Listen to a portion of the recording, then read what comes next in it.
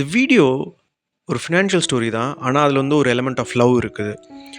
சமீபத்தில home maker ஒருத்தவங்க என்கிட்ட ரீச் அவுட் பண்ணியிருந்தாங்க. அவங்க வந்து வட சென்னைய பூர்வீகமா கொண்டவங்க. ஆனா வந்து இன்னைக்கு அரபு நாடுகள்ல வேலை பார்க்குறாங்க. UAEல. அவங்களுக்கு வந்து 2 பசங்க இருக்காங்க. இவங்களுடைய இந்த ஃபேமிலியோடைய இன்கம் ஆஸ் ஆஃப் டேட் பார்த்தீங்க அப்படின்னா, ரூ. 4,00,000 வந்து சம்பாதிக்கிறாங்க. அபுதாபில இருக்காங்க. ஹஸ்பண்ட் வந்து சிவில் இன்ஜினியர். ஒய்ஃப் வந்து டீச்சிங் ப்ரொஃபஷனலா இருக்காங்க. 2 பேருமே வந்து நல்லா படிக்கக்கூடியவங்க. இப்போ ஹஸ்பண்டுடைய பேக்ரவுண்ட் பார்த்தீங்கன்னா, ரொம்ப ஏழ்மையான பின்புலத்திலேருந்து அவர் வந்து வராரு. ஆனா ஒய்ஃப் பார்த்தீங்க அப்படின்னா, அப்பர் மிடில் கிளாஸ் ஃபேமிலி நாங்க அப்படின்ற மாரி சொன்னாங்க. ஆனா இவங்க 2 பேரும் வந்து ஸ்கூல்ல ஒண்ணா படிச்சதுனால, அவங்களுக்கு வந்து அப்பயே பழக்கம். அதனால வந்து அவங்க வந்து லவ் மேரேஜ் பண்ணாங்க. இன்ஃபேக்ட் வந்து காலேஜ் முடிச்சுட்டு இவங்களுக்கு வந்து ஒரு ஐடி கம்பெனில வேலை கிடைக்குது. வேலை கிடைச்சதுக்கப்புறமா இவங்களுக்கு வந்து ஒரு சில வருடங்கள்லயே யுஎஸ்ல வீசாவும் கிடைக்குது. யுஎஸ் வீசாவும் கிடைக்குது. But she was not interested. நான் வந்து எனக்கு விருப்பம் இல்ல அப்படின்னு சொல்ட்டாங்க.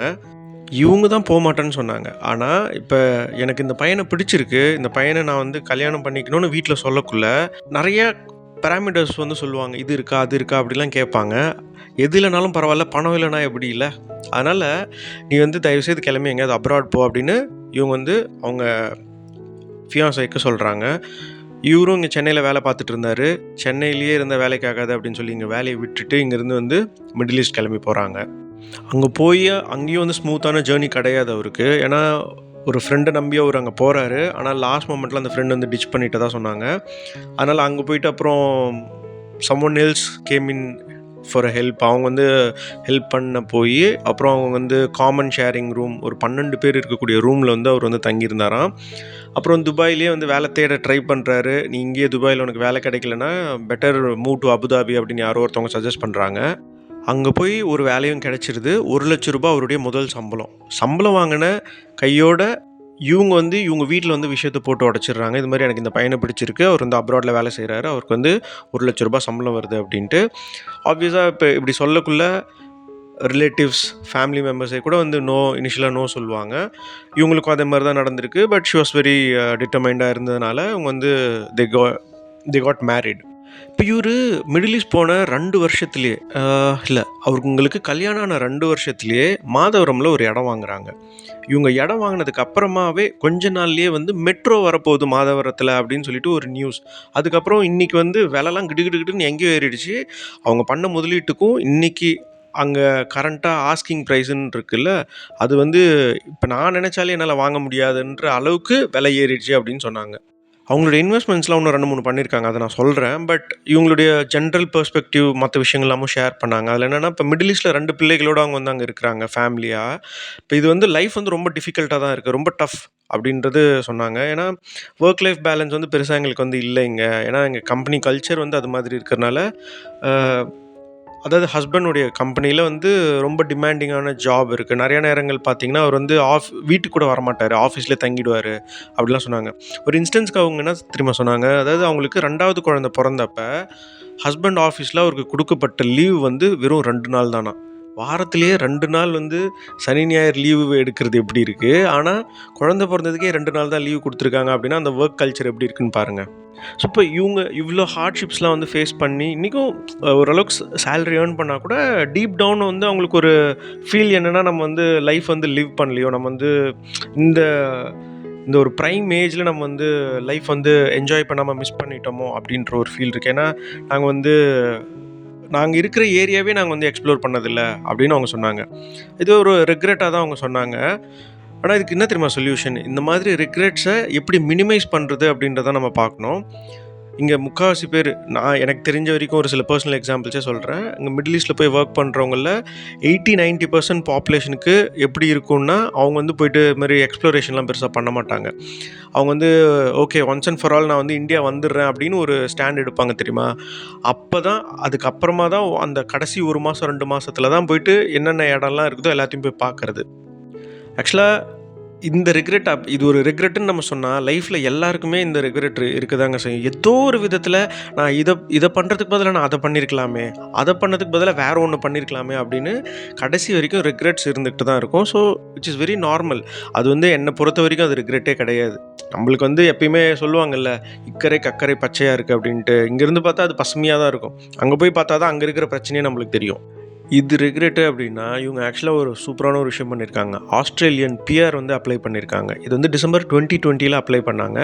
அதுக்கு அவங்களுக்கு ஆகஸ்ட் 2023ல அப்ரூவல்ஸ் வந்திருக்கு. இதுக்கு அவங்க பண்ண செலவு வந்து ₹11,00,000 பண்ணியிருக்காங்க. எவ்வளோ நாள் அங்க இந்த ப்ராசஸ்க்குலாம் வந்து ஆஸ்ட்ரேலியா போய் வந்தாங்களா அப்படின்னா, ஜஸ்ட் ஒரு நாள் மட்டும் அந்த விசா ப்ராசஸ்க்காக போயிட்டு ஃபேமிலியா போயிட்டு எல்லாரும் போயிட்டு ஒரே நைட்ல நாங்க அப்படியே திரும்ப ரிட்டர்ன் வந்துட்டோம் அப்படின்றாங்க.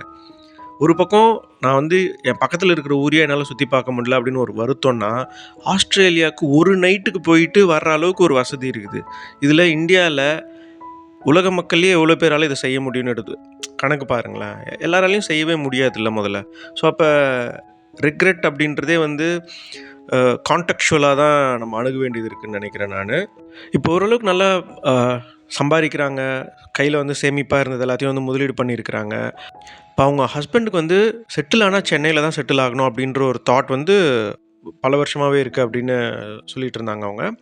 அதே மாதிரி மத்தவங்க ஒரு கஷ்டப்படுறாங்க அப்படின்னா, அது என் ஹஸ்பண்டுக்கு ரொம்ப ரிலேட் பண்ண முடியும். ஏன்னா, அவர் வந்து அந்த மாதிரியான ஸ்டேஜ்லேருந்து அவர் வந்து வந்தாரு. ஒரு சில நாட்கள்லாம் வந்து அவருக்கு க்ரோயிங் அப் இயர்ஸ்ல சாப்பாட்டுக்கே ரொம்ப கஷ்டப்பட்ட ஒரு சூழல்ல இருந்தாரு அவரு. அதனால மத்தவங்களுடைய வலியும், வேதனையும் அவருக்கு நல்லாவே புரியும். முடிஞ்ச வரைக்கும் அவங்களுக்கு உதவி செய்யணும் அப்படின்னு நினைப்பாரு. நம்ப செய்ற உதவி வந்து நம்மளுடைய பிள்ளைகள எதிர்காலத்தில காப்பாத்தும் அப்படின்றத அவர் ரொம்ப ஸ்ட்ராங்கா பிலீவ் பண்றாரு அப்படின்னு சொன்னாங்க. சரி, இப்ப இவங்க என்ன முதலீடுகள் பண்ணியிருக்கிறாங்க அப்படின்னு பார்த்தா, ரியல் எஸ்டேட் ஹெவி போர்ட்ஃபோலியோ தான். இது வந்து டிப்பிக்கலா அப்ராட்ல இருக்கிறவங்க செய்றதுன்னு நெனைக்கிறேன். ஏன்னா 3 பிளாட் வாங்கியிருக்காங்க. முதல் பிளாட் வந்து மாதவரம்ல 2018 ஜனவரியில ஒரு 1200 சதுர அடிக்கு வாங்கியிருக்காங்க. அது வந்து 25,00,000 கையில சேமிப்பா இருந்திருக்கு. அப்படியே ஃபுல் சேவிங்ஸ் யூஸ் பண்ணி அந்த இடம் வாங்கிட்டாங்க. இப்போ 2வது பிளாட் வந்து பார்த்தீங்கன்னா, காவங்கரை அப்படின்ற இடத்துல ஆகஸ்ட் 2019ல ரூ. 35,00,000 1800 ஸ்கொயர் ஃபீட் இடம். இது வந்து 15 லேக்ஸ் வந்து கையில இருந்து மீதி 20,00,000 வந்து லோன். இது வந்து நவம்பர் 2020ல க்ளோஸ் பண்ணியிருக்காங்க. 3வது பிளாட் பார்த்தீங்களா, பெருங்காவூர்ல மார்ச் 2022ல வாங்கியிருக்காங்க. அதுவுமே 35,00,000. ஆனா 7,000 சதுரடி இடம் அது. இப்போ 35 லேக்ஸுக்கு 11 லேக்ஸ் வந்து கையில சேமிப்பு இருந்திருக்கு. மீதி 24,00,000 லோன் எடுத்திருக்காங்க. 30 மந்த்ஸ் டென்னர். இந்த லோனையும் அக்டோபர் 24ல க்ளோஸ் பண்ணிட்டாங்க. ஸோ முடிஞ்ச வரைக்கும் அவங்க எடுக்கிற டென்யூரை விட சீக்கிரமாவே ப்ரீ க்ளோஸ் பண்ணிடுறாங்க இவங்க. ஸோ இன்னைக்கு இந்த 3 இடத்துடைய டோட்டல் இன்வெஸ்ட்மெண்ட் இவங்களது பார்த்தீங்கன்னா, முதல் பிளாட் இது ஒரு 25 லேக்ஸ், செகண்ட் பிளாட் 35, தேர்ட் பிளாட்டும் 35. ஸோ கிட்டத்தட்ட 95 லேக்ஸ் to 1 crore வந்து அவங்களுடைய கேபிட்டல் இன்வெஸ்ட்மெண்ட் இருக்கு. 3 பிளாட்டுடைய கரண்ட் வேல்யூ பார்த்தீங்கன்னா, ஃபர்ஸ்ட் பிளாட் வந்து மாதவரம்ல ஸ்கொயர் ஃபீட் 6,000 ஆவரேஜ் ப்ரைஸ்னு வச்சா கூட 72 லேக் வேல்யூ இருக்கு. 2வது பிளாட் வந்து காவங்கரையில் 1800 ஸ்கொயர் ஃபீட் இடம், அதுக்கு 5,300 ரேட்டு அப்படின்னு வச்சிங்கன்னா கூட 95 to 1 crore வரைக்கும், 95 லேக் to 1 crore வரைக்கும் அதோடைய ப்ரைஸ் வருது. 3வது பிளாட் வந்து பெருங்காவூரில் 7,000 சதுரடி. அவங்க வாங்கினது இன்னும் சதுரடி 500 rupees அப்படின்னு வாங்கியிருக்காங்க. இன்னைக்கு 2,000 வரைக்கும் அது ரேட் போகுது. 2,000 into 7,000 ஸ்கொயர் ஃபீட் அப்படின்னு கணக்கு பண்ணனா 1,40,00,000 அதோடைய மதிப்பு. இந்த 3 பிளாட்டுடைய டோட்டல் வேல்யூ இன்னைக்கு 3 கோடி ரூபாயை தாண்டுது. இது கன்சர்வேட்டிவான எஸ்டிமேட் தான். இந்த சொத்தை உருவாக்குறதுக்கு அவங்களுக்கு எடுத்துக்கிட்ட கால அவகாசம் 8 வருஷம். 2016லேருந்து 2024 வரைக்கும் தான் 2 பேருக்கும் சேலரிஸ் இருக்கு. ஒய்ஃபுக்கு ஆன் அண்ட் ஆஃப் வந்து ஃபார் வேரியஸ் ரீசன்ஸ் வந்து சேலரி இல்லாமல் போயிருக்கு. அதுக்கான டைம்லைன்ஸ் 2 பேரோட டைம்லைன்ஸுமே நான் வந்து காமிச்சிருக்கேன், அதை பாருங்கள். இதெல்லாம் இல்லாமல் அவங்க வந்து மாதவரமில் வாங்கின இடத்துல இப்போ வந்து வீடு கட்டணும் அப்படின்ற வேலையும் ஆரம்பிச்சிருக்காங்க. அதுக்கு அவங்க ஒதுக்கி இருக்கிற பட்ஜெட் வந்து 50,00,000 கையில் 25,00,000 இருக்குது. மீதி 25,00,000 லோன் எடுக்கிறாங்க. 30 மந்த்ஸ் டென்யூர். ஹோப்ஃபுல்லி நாங்கள் இதையும் சீக்கிரம் முடிச்சிருவோம் அவங்க வந்து எதிர்பார்ப்பில் இருக்கிறாங்க. இதுதான் இவங்களுடைய ஸ்டோரி என்னோட பகிர்ந்துக்கிட்டாங்க. இது மாதிரியான உங்களுடைய ஸ்டோரிஸ் என்னோட பகிர்ந்துக்கணும்னு நினைக்கிறவங்க meetkarthik@protonmail.com